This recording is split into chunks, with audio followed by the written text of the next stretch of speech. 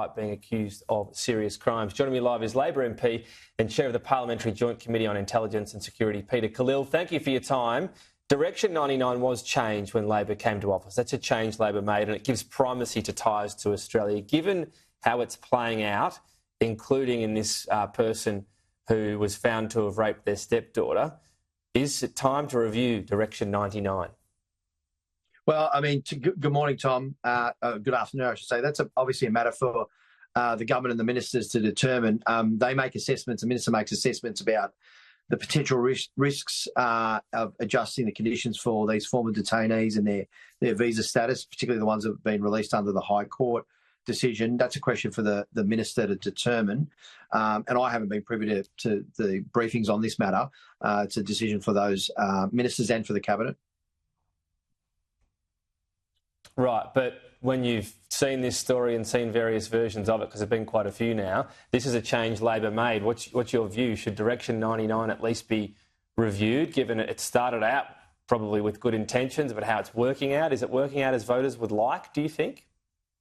Well, I just saw the story that just broke on your program literally a couple of minutes ago myself. So that's obviously something that has to be assessed by the government, including us as members of the caucus. Those discussions will proceed, I think, in the proper manner. And, you know, that's something that the minister and the government have to discuss with us as caucus members. Big figures today on international students and how reliant universities are on them in terms of overall revenue. We're talking, you know, some of the biggest universities in the country, 60% plus. Reducing flows of those has consequences, doesn't it? What's your message to unis worried about what changes Labor could be making here? Well, you know, international students are an incredibly important part of our university life and our economy. They make a real contribution in that respect. And it is important that we have policies that are put in place to make that sector sustainable in the long term. That's why the legislation being put forward by the Minister for Education, Jason Clare, is about setting an allocation for the maximum number of new international students and their enrolments insofar as what education providers can provide. And that really is designed to strengthen the integrity of the system and the quality of the international education system, Tom. And so if universities want to enrol international students, they're going to have, above that limit, they're going to have to establish new purpose-built accommodation, student accommodation, because there is obviously, as we know, a housing crisis, and that's an important part of this legislation for them to take some of that responsibility and lift that load that we're all feeling across the community. It's interesting, though. I mean, how do you measure whether actually more houses are being created? Because you're telling universities to build them, but who's to say that just doesn't take up, you know, the people out there who are building houses instead of building private ones for other people or whatever it might be on new projects, they're building them for universities. How do you actually make sure that's new supply in the market? I'm not sure. Your question's a bit confusing in the sense that, are you saying that there shouldn't be an instruction there or imperative for the universities to take some responsibility? Because I think that's an important part of this legislation. No, it's more along the fact this is I'll clarify it if you'd like. It's more along the fact this is a soft cap. Unis can still go above that number of students if they build the accommodation. But the question is, we're being told right now there's only so many places because of the lack of skills in Australia. There's only so many houses we can build anyway over the next few years. You'll just shift them from homes that you know the private sector would build for private sale to homes that the university sector will build, and not necessarily create more homes. With all due respect, Tom, I think you're making a simplistic either-or kind of calculus there. What we are doing is we are committed to increasing supply. Yes, there are issues around building materials and also the workforce for that. That's why there are changes to the immigration visas around construction workers, which is helping with getting more people in to do the construction work.